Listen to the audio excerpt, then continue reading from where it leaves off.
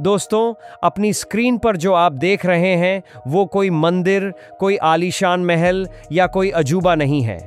ये है भारत का एक बिल्कुल नया अत्याधुनिक एयरपोर्ट। एक ऐसा एयरपोर्ट जो सिर्फ एक बिल्डिंग नहीं बल्कि जमीन पर खिला हुआ एक विशालकाय कमल का फूल है। जी हां, आपने सही सुना। भारत का पहला लोटस शेप्ड एयरपोर्ट, जिसकी इंजीनियरिंग और खूबसूरती देखकर बड़े बड़े एक्सपर्ट्स भी हैरान हैं।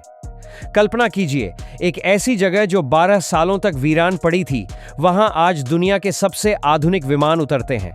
एक ऐसा एयरपोर्ट जिसका रनवे एक बड़े इंटरनेशनल एयरपोर्ट से भी लंबा है। और सबसे बड़ी बात, इसे चलाने वाली अथॉरिटी भारत सरकार की AAI नहीं बल्कि कोई और है। तो आखिर क्या है इस कमल वाले एयरपोर्ट की कहानी?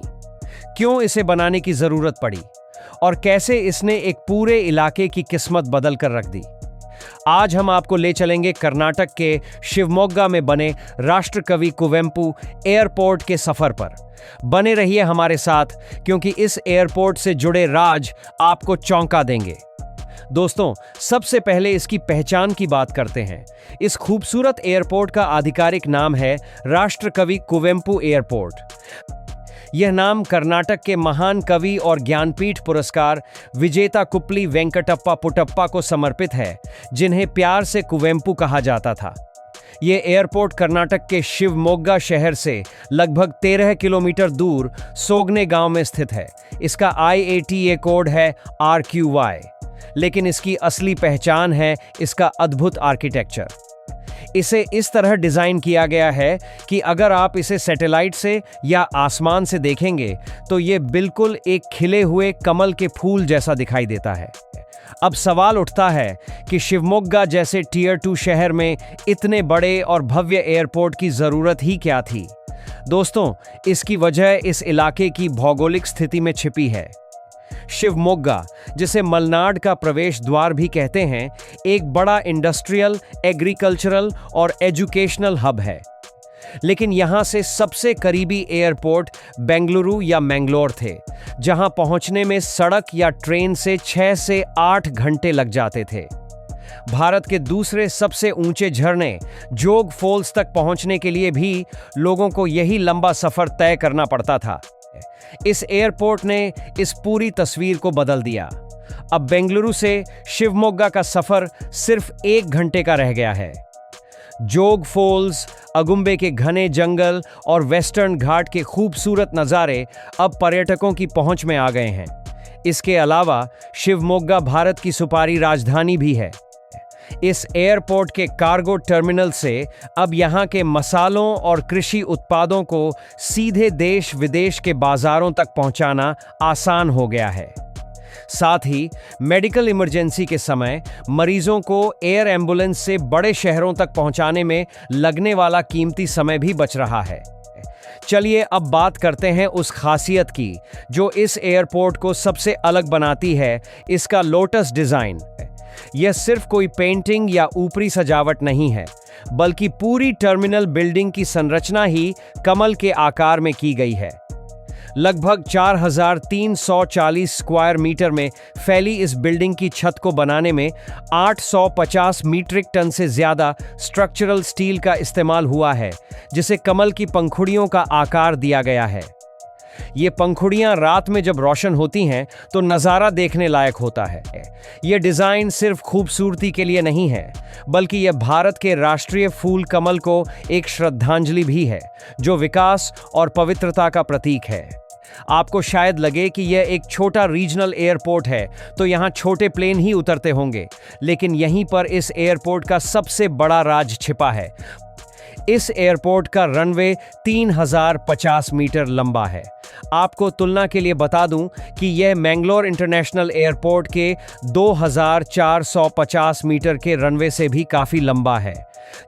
इस लंबाई का मतलब है कि यहाँ न सिर्फ एयरबस E320 और बोइंग 737 जैसे बड़े पैसेंजर जेट आसानी से उतर सकते हैं, बल्कि यह रनवे भारतीय वायुसेना के भारी भरकम ट्रांसपोर्ट एयरक्राफ्ट जैसे C-17 ग्लोबमास्टर और C-130J सुपर हरक्यूलिस को भी संभालने में सक्षम है। इसका मतलब यह है कि यह एयरपोर्ट सिर्फ आम नागरिकों के लिए नहीं, बल्कि देश की सुरक्षा और आपदा प्रबंधन के लिहाज से भी एक रणनीतिक संपत्ति है। दोस्तों, अब आते हैं उस पहलू पर जो हर भारतीय को गर्व महसूस कराएगा। भारत में ज़्यादातर एयरपोर्ट्स को या तो एयरपोर्ट्स अथॉरिटी ऑफ इंडिया यानी AAI चलाती है या फिर कोई प्राइवेट कंपनी, लेकिन शिवमोग्गा एयरपोर्ट इस मामले में एक मिसाल है।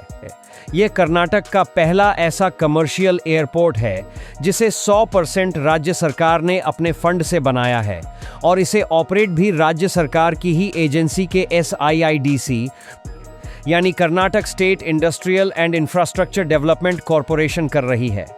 यह आत्मनिर्भर भारत की सोच का एक जीता जागता उदाहरण है।